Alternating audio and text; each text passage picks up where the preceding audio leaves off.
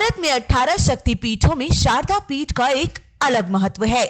माना जाता है कि सम्राट अशोक के शासनकाल में 237 ईसा पूर्व इस पीठ को मान्यता मिली थी। इसके बाद इस पीठ पर अपनी सांस्कृतिक धरोहर बचाने का ग्रहण लग गया। शारदा पीठ को मुक्त कराने के अभियान में देश के साधु संतों के अलावा शंकराचार्य स्वामी अमृतानंद तीर्थ जी महाराज सर्वज्ञ से हमारे सहयोगी आर पांडे ने बात की। आइए जानते हैं कि शारदा पीठ सहित मंदिरों के अन्य मुद्दों पर स्वामी जी का क्या कुछ कहना है। लेकिन आपका जो दर्द है वो शारदा पीठ के बारे में झलक रहा है, कश्मीर के बारे में झलक रहा है। तो हम जानना चाहेंगे कि कश्मीर में धारा 370 खत्म होने के बाद आज जो स्थिति बनी है वहाँ पे मंदिरों की क्या हाल है, और आप लोग जिसका प्रतिनिधित्व करते हैं वो आज उसकी दशा क्या है। देखिए, 370 हटाना एक साहसिक और अद्भुत निर्णय था। 17 वर्षों से इसकी प्रतीक्षा थी स्वतंत्रता के बाद से, और इसकी आड़ में बहुत सी विषमताएं कश्मीर में पनपी। जम्मू कश्मीर में इस राज्य का विलय होने के समय में ही कश्मीर का लगभग 48% हिस्सा पाकिस्तान ने अनाधिकृत रूप से अपने कब्जे में ले लिया था, जिसमें वो शारदा पीठ स्थित है। शारदा पीठ ही एक ऐसी जगह है पूरे विश्व में जो जगत गुरु की उपाधि अवार्ड करती है। पूरे विश्व के लोगों को जो भी जगत गुरु की परंपराएं चल रही हैं उनको सबको वहीं से अवार्ड मिला, वहीं से उपाधि मिली है जगत गुरु की।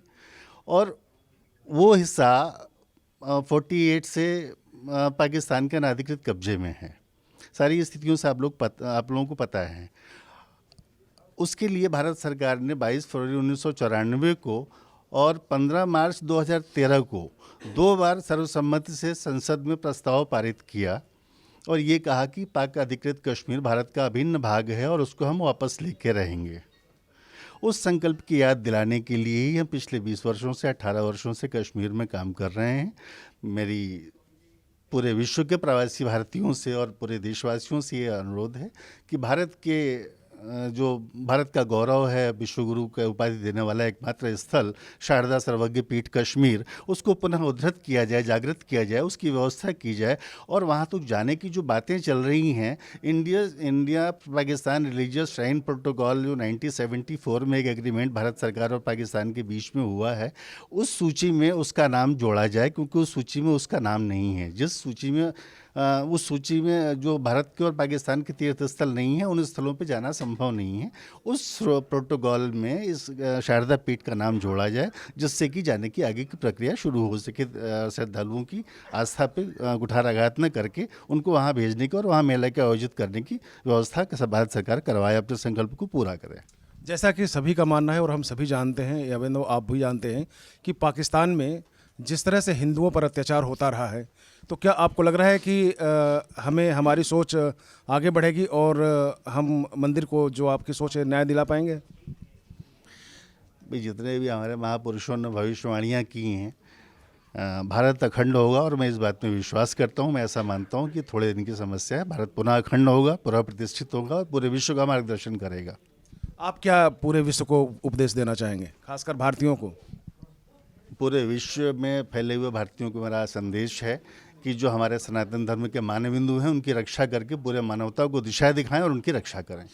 शंकराचार्य जी, अभी NRI में हमारे रमन जी ने बात किया है कि भारत में विश्वसनीयता की कमी है, वो चाहे समाज में हो, चाहे नेता लेवल में हो, या फिर मंदिर मस्जिदों में भी ये दिखाई देती है। खासकर मंदिरों में भी करप्शन की चीज़ें बात आती हैं, क्योंकि जो कम चढ़ावा देता है उसको कम प्रसाद मिलता है, जो ज़्यादा देता है उसको अच्छी तरह से ट्रीटमेंट किया जाता है। इस व्यवस्था पे आपका कहना? धर्मस्य मूलम अर्थम, अर्थ के बिना धर्म की व्यवस्थाएं नहीं चलती। ये सारी जो व्यवस्थाएं हैं वो इसी कारण से हैं कि आर्थिक जो शिकंजा है इस देश में, आर्थिक विषमताएं बहुत ज़्यादा बढ़ी हुई हैं। उस विषमता के कारण ये सब स्थितियां होती हैं, लोग तात्कालिक निर्णय नहीं ले पाते हैं। मेरा इतना ही कहना है कि भारतीय संस्कृति पूरी तरह से प्रामाणिक है, सुरक्षित है। पूरे मानवता को, विश्व को सुरक्षित रखने के लिए इसका अनुपालन करना आवश्यक है। और ये संगठन उसी के लिए बनाया गया है कि यहाँ की संस्कृति पूरे विश्व में फैले। एक आखिरी सवाल है, धर्माचार्यों में और खासकर शंकराचार्य को लेकर भी विवाद चलता रहा है, इस पे आपका क्या कहना है? मेरा कुछ नहीं करना है, विवाद का विषय नहीं, विवाद लोग बनाते हैं, ऐसा कुछ नहीं है, सब कुछ सामान्य है। देखिए, जो शंकराचार्य और संत की ज़रूरत है, वो कोई सरकार उसका दायित्व लेती नहीं हो, तो समाज के लोग हैं, समाज उनको पोषित करता है, समाज अपनी अपेक्षा करता है दिशा निर्देशन की, और वो लोग उनके लिए काम करते हैं। वो धर्म के वाहक हैं। मतभेद की कोई बात नहीं, ये भेद बुद्धि लगा के लोगों में लड़ाने का काम किया जाता है, जबकि ऐसा है नहीं। सब एक हैं, सभी लोग धर्म के प्रति समर्पित हैं, राष्ट्र का उन्नति चाहते हैं, कल्याण चाहते हैं। सभी की तरफ से हम यही उम्मीद करते हैं कि सभी लोग आगे इस कार्यक्रम को आगे बढ़ाएंगे।